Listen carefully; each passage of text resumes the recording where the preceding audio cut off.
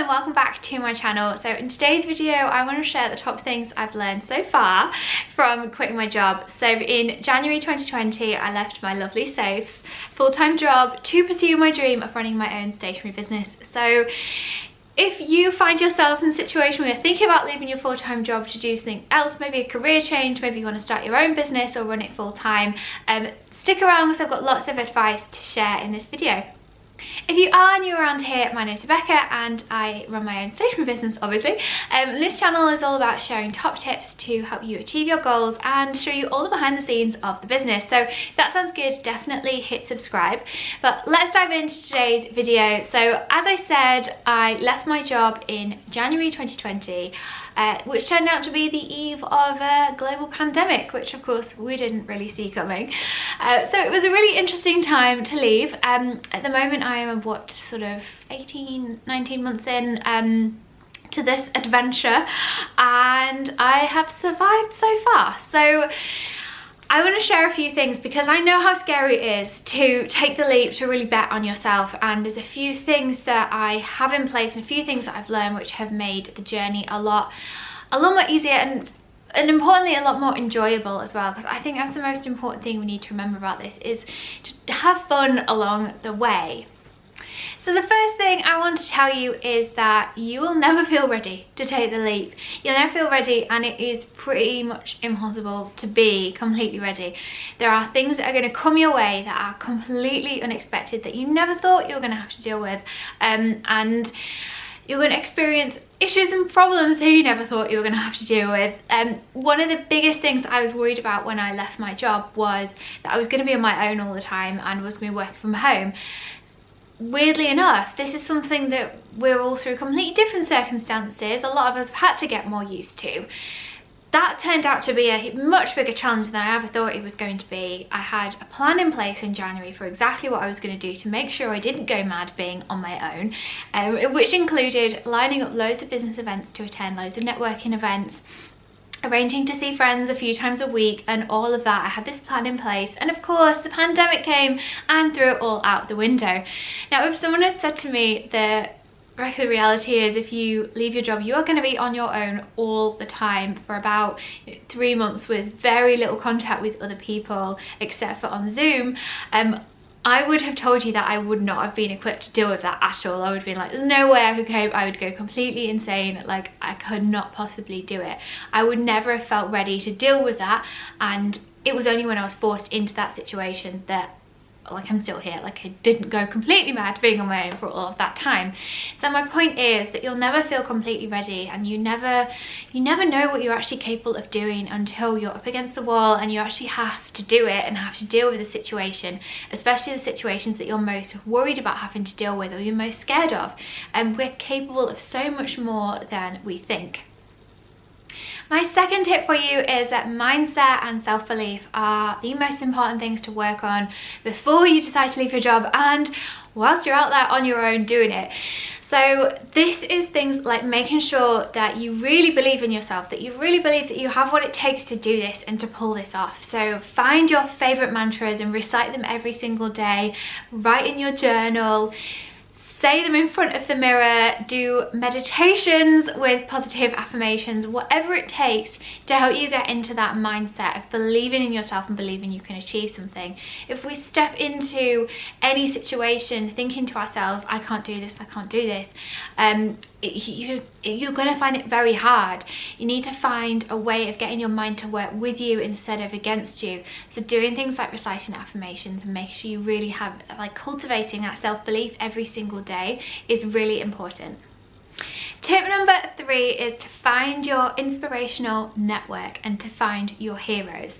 So this could be making sure that you have a group of people around you who are supportive and understand what you're going through. So whether that's finding people on social media, joining local business groups, there's so many online groups for, even I know, for like female business owners or e-com owners. There are so many out there. A lot of them are free, but finding a group of people and finding a way to connect with other people who are in your situation, who can understand what you're going through and who you can talk to.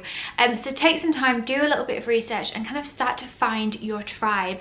One of the most wonderful things that's ever happened to me is meeting people at craft fairs, and people I still talk to now and still can meet up, and hopefully I'm going to be meeting someone for coffee in a few weeks. We met at a craft fair. Obviously we haven't been able to see each other in the past year, but the past year we've been able to talk on Instagram and kind of support each other, sort of say, oh, how are your sales going? Oh, things have been a bit difficult for this month as well for me too. So having people around you and knowing people you can go and talk to, get a second opinion from, is really valuable. The second part to this is knowing where you can get inspiration from, and when you're feeling low, knowing what to listen to, where to go to get an inspirational boost. For me, I listen to a lot of audiobooks. I listen to a lot of people like, and I will link some of my favourite titles below, people like Gabby Bernstein, Sincero, Robin Sharma, among so many others. But I know that if I'm feeling a little bit low, I can listen to a certain chapter of one of my favourite audiobooks and it will really pick me up and it will remind me to keep on going. So knowing where your sources of inspiration can come from and having that like planned in, so when you are feeling a little bit low, you can just tune in and have a listen to something which is going to pick you up and inspire you. Tip number 4 is about being able to talk about things with your support network when they aren't going right.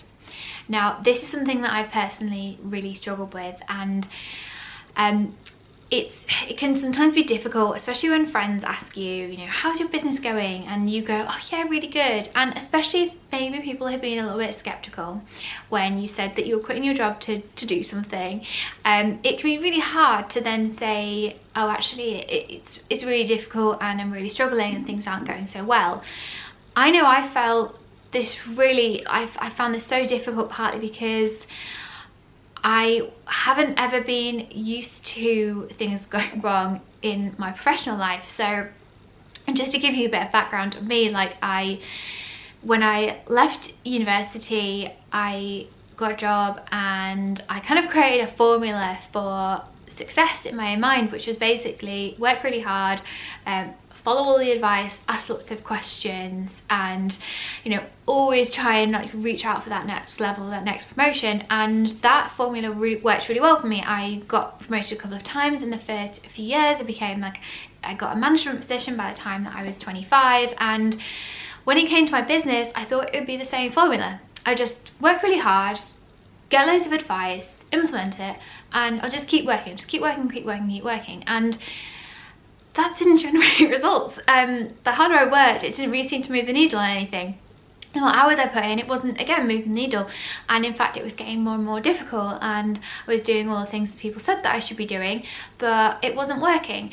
And I found that really difficult to deal with, because I also had a lot of my self-worth, it turned out, was really attached to my achievements, my personal achievements.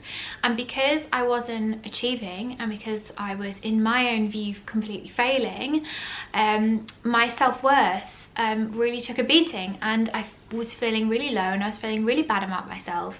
And that's a battle that I have realised that I have these attachments, so it's something that I do work towards every day now.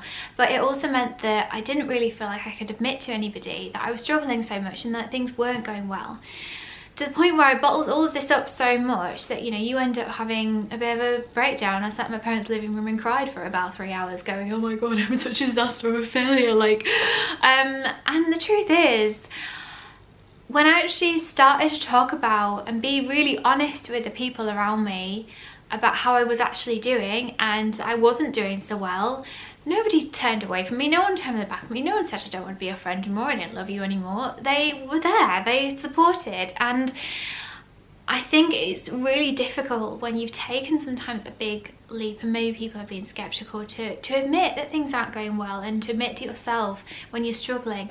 But a flipping heck is such a relief when you're so totally honest with people, because they always show up for you in ways that you never expected, and you know, you just feel so much better than rather than having to keep it all bottled in all the time, being like, yeah, everything's fine, I'm positive. And of course being positive is important, but also not allowing yourself to feel the emotions that you feel when things aren't going right. Don't deny yourself those feelings, and don't keep it all bottled up.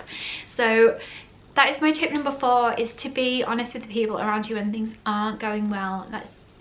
It's so important. I know how difficult it is, and to also just remember, I guess as a bonus tip, that your self-worth has nothing to do with your achievements. You are completely enough on your own. I now have this I am enough as my wallpaper on my desktop. If you would like it, let me know in the comments and I'll send it to you as well, so you can do it, because it's such an important thing to remember on this journey. Tip number 5 is to not compare yourself to others. So I am super guilty of this, and this is something that tends to happen as well when you may be feeling a bit low. It's really easy to start going, why haven't I gone viral on TikTok? Like, is my stuff not as good as theirs? Like, my content's great, or, you know, why aren't I getting this many sales? Or, you know, why don't I have a team and a whole studio? To give you some personal examples. But not comparing yourself to others, partly because you just, number one, you do not know what is going on behind the scenes, or how long they've been working on their businesses, or what they're doing to get those sales. Like, they could be spending a lot of money in advertising. They may be able to, for example, pay themselves a lot less. Like one example I think it's really important to remember is, like, I live in London, my flat is super expensive. I have to take a mega chunk out of my business every month just to pay like the basic bills. If I was living somewhere else in this country, I would at least be like way over half, to the point where I've considered moving. But yeah, anyway, that side. But the thing is, you can't then kind of compare it. Like, I would look at another small business who has you know, a studio space, and I think, oh god, well, they're doing so well, why aren't I doing that well? Like, I haven't got a studio space. But the reality is, they live in a different area of the country where it's a lot cheaper to rent studio space, where it's a couple of £100 a month, not 700 like it would be for somewhere around where I live. So, you know, you have to sort of think, you can't compare yourself like for like. When you're comparing yourself to somebody else, you're just not comparing yourself to something which is even comparable. It's not a useful comparison to make. The second thing is a really good way to get yourself out of comparisonitis, is to think about this completely differently and go, you know what, I'm going to be grateful. I'm going to be grateful to you, person who I don't know on Instagram, that you have shown me, that you have proved that this is possible, that my dreams are possible, because you're out there doing it. You've got the studio space, you've built the team, whatever it is, you've just moved into the fancy house that, oh god, I'd love that to be my dream house too. So, like, saying a gratitude and saying, you know what, thank you for showing me this is possible, thank you for blazing the trail, thank you. Gratitude is the quickest way out of feeling bad about yourself, bad about your circumstances. It is a miracle cure for cure-all for a lot of mindset problems. So be grateful for them for showing you that it's totally possible. If you would like some extra help in setting your goals and breaking them down into manageable chunks, then definitely check out my ebook Let's Make It Happen, and our planners, which are all designed to help you achieve your biggest goals, including starting your own business if that's what you want to use it for. I use mine for running my business every day and it works brilliantly.